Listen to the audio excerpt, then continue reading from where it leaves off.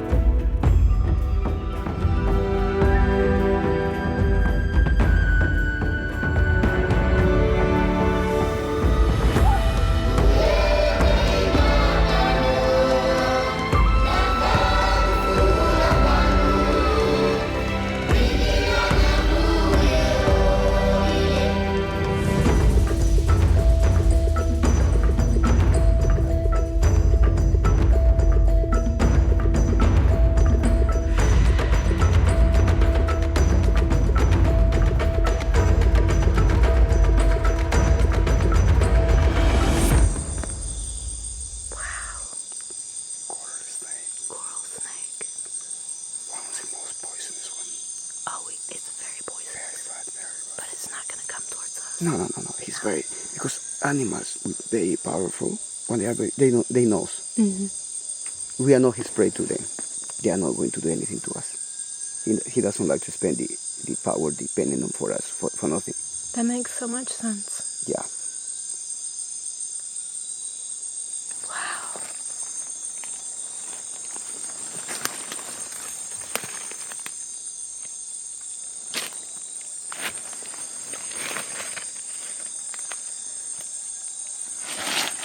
Oh.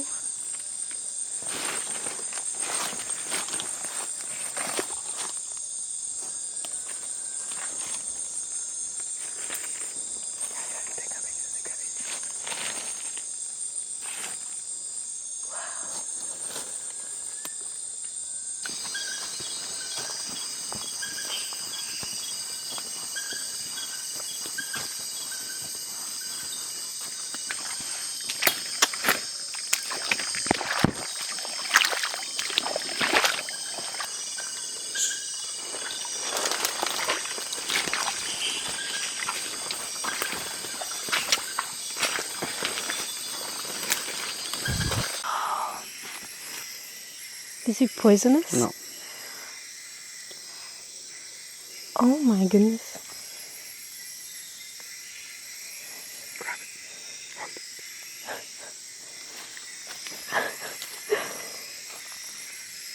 It's a baby. This one grows 2 meters long. 2 meters? Mm-hmm. What is it called? It's swamp snake. Swamp snake. And then it's no more yellow when it's full size. It's more like a rainbow color when it's Oh, okay. fully grown.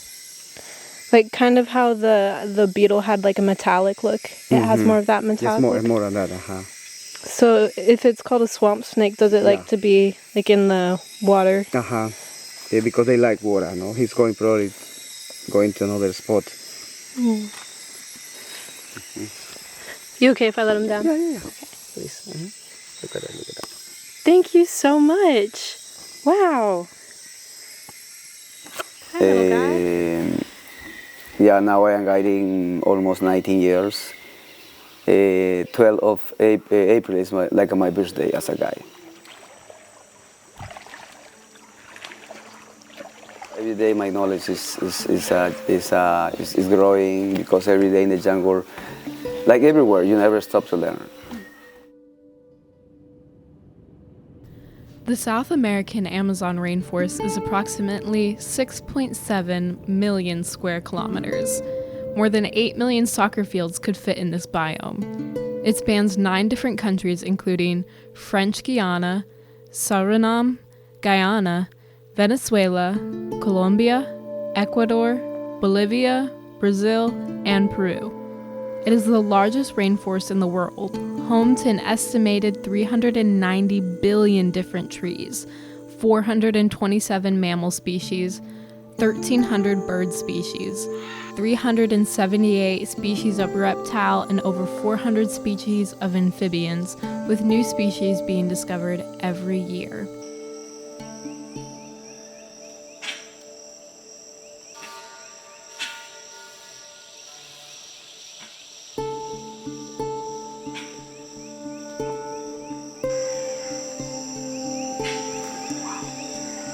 This is a very,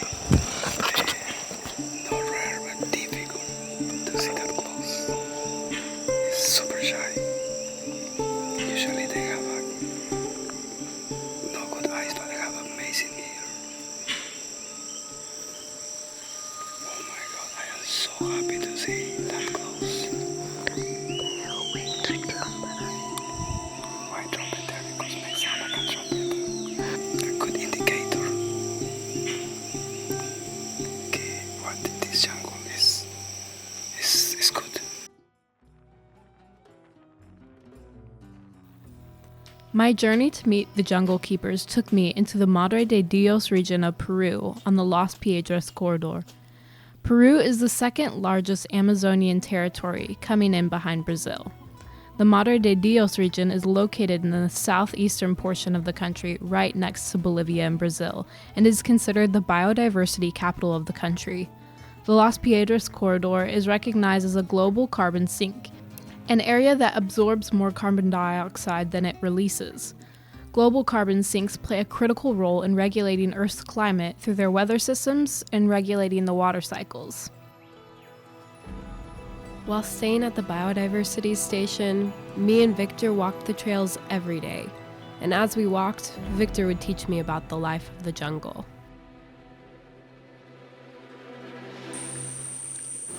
And then work as a stitch, so it's closing my wound. That is so cool. Oh my goodness. Yeah, and I can like see him like in your Exactly. skin. But Exactly. is he still like alive? No, I cut he is not alive anymore. Oh, okay. I cut for example, I cut the body, only the head, you can leave the head and the teeth, Oh, closing the wound. that's crazy. And then you can use some, I don't know, plants or sap, tree or To whatever. like glue it. Exactly. Almost. Oh, that's interesting. His skin is so rough. It's a toad. But we have a type of horn or dead leaf frog, similar too. But this one, for the skin, is a toad. It's very, how do you say, rough? Rough. Yeah, rough. Because the frog normally is very smooth, very soft. Look, he's pretending to be a leaf. That's why she's getting flatter. I would have believed it. But we don't believe him because we saw him. You no leaf. You are no leaf. get a war, like another group of ants, the slaves obviously going first. Oh my gosh. Okay. No, really. This So is they eat some of the eggs, some of the egg, and yes. then they take the rest of the eggs back and wait for them to hatch and enslave them Yeah. and send them on the front lines when they Yeah. go to war with other ants. Yeah. That is crazy. Look, the cap, right? Or puppy? Yes. No, puppy is dogs. Cub. Is look very tiny, and look the mama.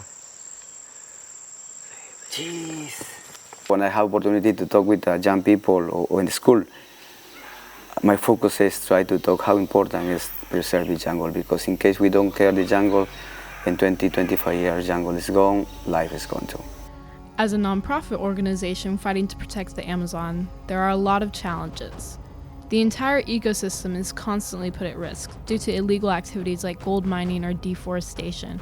But talking about my area, my country, is, it's very sad. For example, maybe you know about one area we call La Pampa. La Pampa is one area of 108 kilometers from Puerto Molo now, taking bus to Cusco.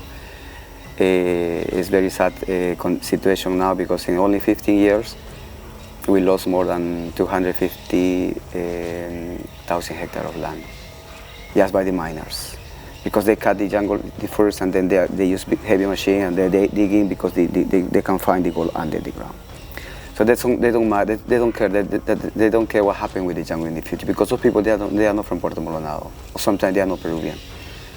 So they only come to work a few years, taking gold, grows the money amount or account, and they back to the city or back to the other countries, living our jungle dead. So that's 1/5 of the entire Amazon, which is. And so there are now gone. hundreds of illegal gold mines that have emerged in the Known last as the lungs couple of the years. planet, the world relies on the Amazon to absorb a lot of its carbon dioxide. But these fires mean it's One now of those emitting species, record amounts humans are itself. altering its centuries-old landscape. Raphael Hotmer reported the disturbing news that criminal economies now dominate 70% of Amazonian communities, Peru included. In April of 2024, NPR wrote an article discussing illegal gold mining in Peru, specifically calling out challenges in the Madre de Dios region. The environmental devastation caused by gold miners reached a climax following the financial meltdown of 2008 and ensuing global recession. Gold prices rocketed as investors sought to buy up the precious metal. Nearly 250,000 acres of Peruvian Amazon had been destroyed, according to a 2018 study by Wake Forest University researchers.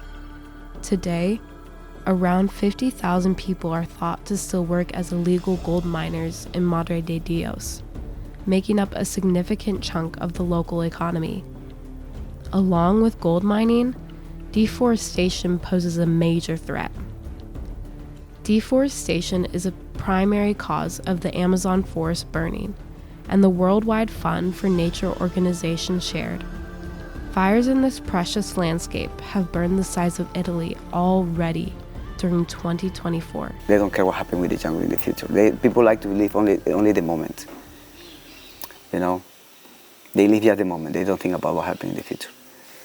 Amidst all the chaos, Paul Rosalie and local conservationist Juan Julio Durand have worked together to found a non-profit organization known as Jungle Keepers. Well, the history of Jungle Keepers starts with JJ and Paul 20 years ago, and when Paul come here to the jungle.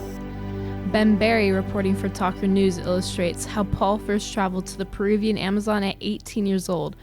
And JJ teach him everything, actually. Everything he knows about the jungle. He's very outgoing, very easygoing person. He loves the jungle. And JJ is the local, he knows a lot about how to survive in the jungle. They mix it up all the ideas, and start the Jungle Keepers. And since 2015, I think, they start to with growing with this project, the conservation of the primary jungle, especially the Las Piedras River. Is the most important part, I think, of this side of the jungle. So we are the protector of those areas. At the moment, we have 110,000 acres at the moment, and we keep growing and growing. The rangers are the locals. They learn, they live, they grow up with this.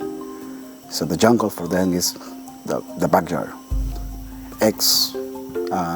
Loggings, miners. We invite them, you know what? I want you work with us. You love to be here. You love to stay around the nature. Okay, come to work with us. Protect this area. This is your home. It's better you protect the area. And they'll give you a job, health insurance, food, clothes, knowledge. That's sustainability. Well, we, as a company, as a NGO, we provide to the locals.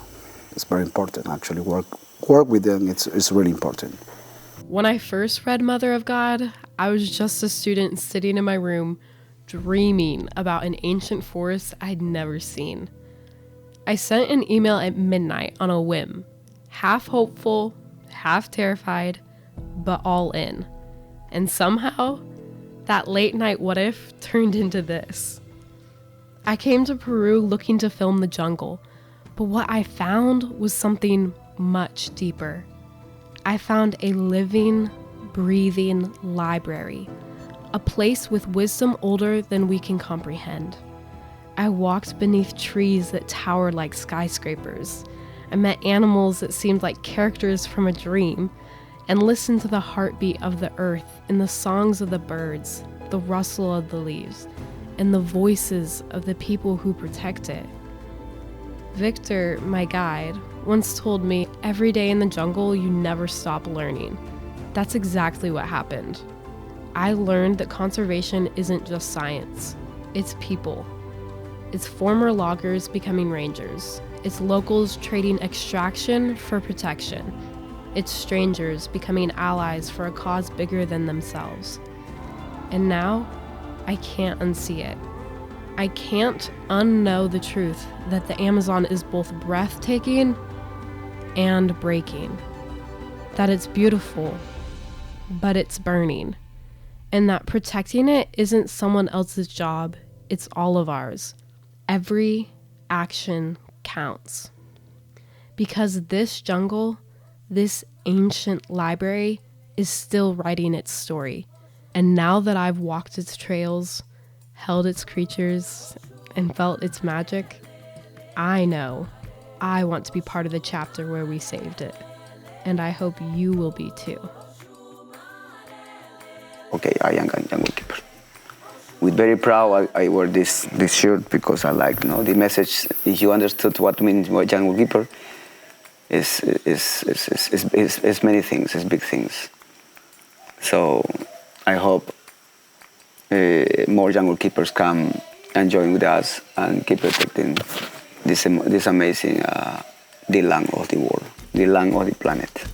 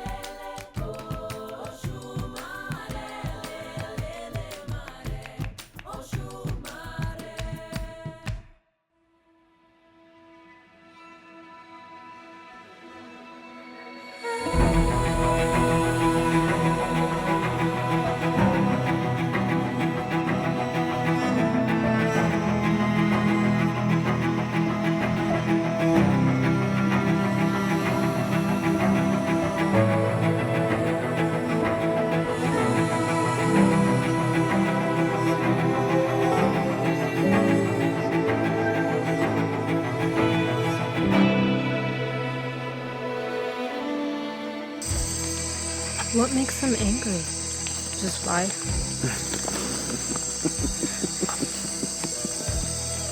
Because they are hungry.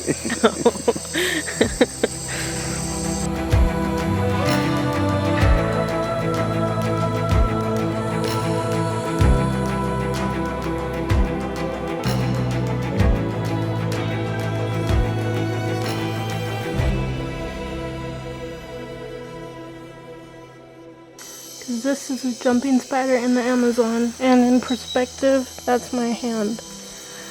Ah, that's massive.